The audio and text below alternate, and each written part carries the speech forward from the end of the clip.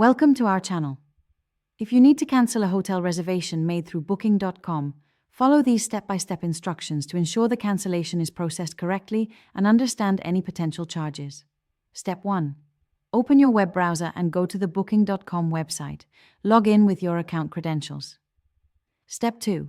Click on your profile icon in the top right corner and select Bookings from the drop-down menu. Step 3. Find the hotel reservation you want to cancel from your list of upcoming bookings. Step 4.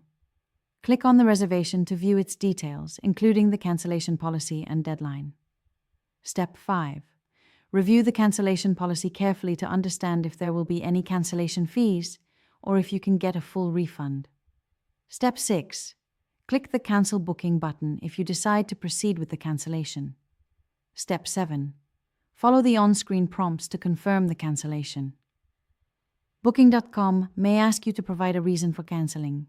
Step 8. Check your email for a confirmation from Booking.com verifying that your reservation has been cancelled. Keep this email for reference in case of any billing disputes. Don't forget to like this video and subscribe to our channel.